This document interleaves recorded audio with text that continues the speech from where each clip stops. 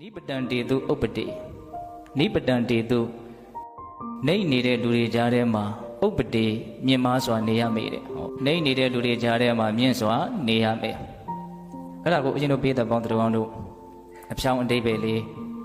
ေနော်နှိမ့်ချနေတဲ့လူတွေကြားထဲမှာမြင့်မားစွာနေရမေဆိုတာဘာပြောတာတုံးဆိုတော့အစစအရာရာစိတ်ဓာတ်အဖြစ်ဖြစ်စေကိုချင်းတရားအဖြစ်ဖြစ်စေနှိမ့်ချနေတဲ့ဒီလောကကြီးထဲမှာ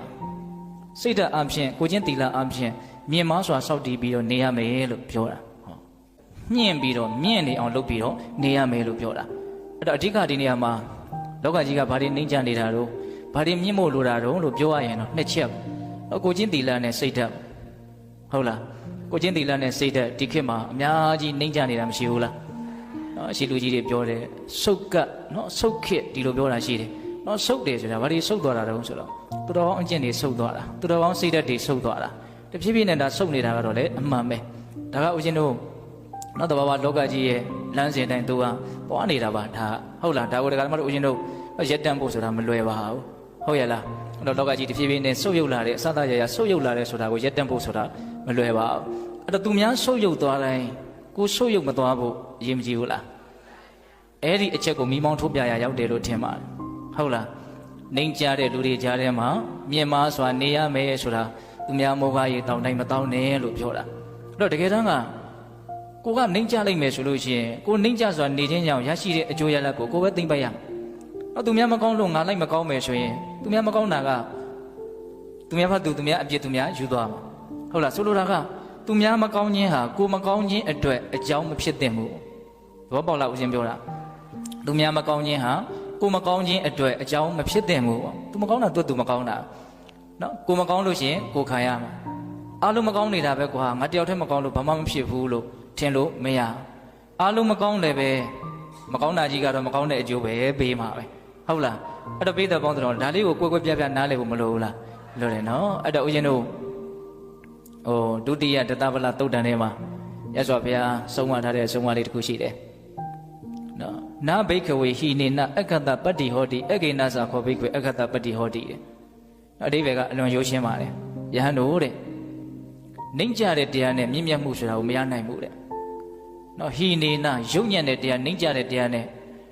နာအခတ္တပတ္တိဟောတိနော်မြင့်မြတ်မှုကောင်းမွန်မှုဆိုတာကိုမရနိုင်ဘူးတဲ့နော်အဂိဏသာခောဘိက္ခဝေအခတ္တပတ္တိဟောတိမြင့်မြတ်တဲ့တရားဖြင့်သာလေမြင့်မြတ်တဲ့တရားကိုရနိုင်တယ်ဆိုလိုတာကဒကာမတို့ဦးဇင်းတို့စိတ်ဓာတ်တွေမြင်မာဖို့လိုတယ်ကိုချင်းတီလာတွေမြင်မာဖို့လိုတယ်နော်သူများအောက်တန်းကြတိုင်းကိုလိုက်ပြီးတော့အောက်တန်းကြနေရင်တော့ကိုလည်းပဲဘာမှထူမှာမဟုတ်ဘူးပေါ့ဟုတ်လားအဲ့တော့လောကကြီးကတော့ဒါဒီတိုင်းပဲသွားနေတာဟုတ်လားအဲ့တော့ပြောချင်တာကသူများမကောင်းခြင်းသည်ကိုမကောင်းတာဖြစ်ဖို့အတွက်အကြောင်းအထောက်ပံ့မဖြစ်သင့်ဘူး။သူတို့မကောင်းနေတာဒါဒုက္ခရောက်တော့မှာပဲ။ငါအဲ့ဒီလမ်းစဉ်လိုက်မလားငါတော့မလိုက်သင့်ဘူး။သူများမကောင်းတာဟာကိုကောင်းခြင်းအတွက်အထောက်ပံ့တာနဲ့ဖြစ်သင့်တယ်လို့ဆိုနိုင်မို့လား။ဆိုနိုင်တယ်နော်။ဒါကြောင့်ဦးဇင်းတို့ပေးတဲ့ပေါင်းတော်တို့ဒုတိယအဆုံးအမလေးလည်းပဲမှတ်သားစရာအလွန်ကောင်းပါတယ်ဟုတ်လား။နှိမ့်ကြနေတဲ့လောကကြီးမှာမြင်မစွာနေရမယ်။ဘာတွေနှိမ့်ကြနေတာတော့ကိုချင်းတီလာစိတ်ဓာတ်ဟုတ်ရဲ့လား။အဲ့ဒါကြည့်လိုက်လေလမ်းပေါ်သွားလိုက်နော်နှိမ့်ကြတာတွေကတွေးနေတာပဲနော်ကားမောင်းနေတဲ့လူတွေလည်းကြည့်လိုက်ထောက်ချင်းကလမ်းပေါ်နေတိုင်းသွားနေဒီကိစ္စကခေါင်းထဲကိုရောက်နေတော့အခုဒါပြောဖြစ်ပြီပေါ့ဟုတ်လားနော်ဘာစီကံမှမရှိဘူးမှန်မှန်ကန်ကန်မောင်းတဲ့လူကအယူလို့အဲ့လိုမျိုးဖြစ်နေတယ်ဟုတ်လားအဲ့တော့အစသာရာပေါ့လေဒါကလမ်းပေါ်မှာသွားနေလို့လမ်းပေါ်ကအရာကိုတွေ့ရတာလူကြားထဲမှာနေရင်လူကြားထဲကအရာကိုမတွေ့ရနိုင်ဘူးလားနော်ဟိုဒီနေ့ကဒကာကြီးတယောက်ပြောတယ်ဘာပြောလို့ဆိုဦးဇင်းရဲ့တဲ့ကောင်းကျင်လို့တောင်ကောင်းဖို့မလွယ်တဲ့အနေအထားမျိုးမှာရောက်နေတယ်တဲ့သူကတော့တိတိကျကျလေးပြောတော့တချို့ကိစ္စတွေကတိတိကျကျသိပ်ပြောလို့မကောင်းဘူးပေါ့နော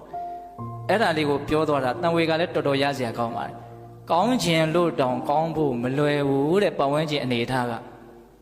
ဟုတ်လားနော်တချို့ကောင်းမွန်တဲ့ခင်မှာကောင်းကျင်လွယ်လွယ်လေးကောင်းဖို့အတွက်ပတ်ဝန်းကျင်ကအထောက်အကူဖြစ်တယ်အခုကအဲ့လိုမဟုတ်ဘူးနော်ကောင်းကျင်တာတောင်မှကောင်းဖို့မလွယ်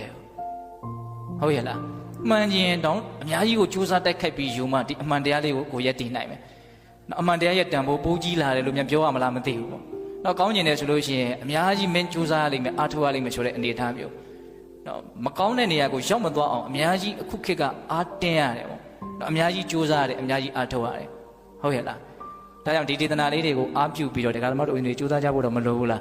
။နှိမ့်ချနေတဲ့လောကကြီးမှာဗါတဲ့တော့မြင်မားစွာနေရမယ်။နော်ဗာနှိမ့်ကြတာတော့ကိုချင်းတီလာနဲ့စိတ်ဓာတ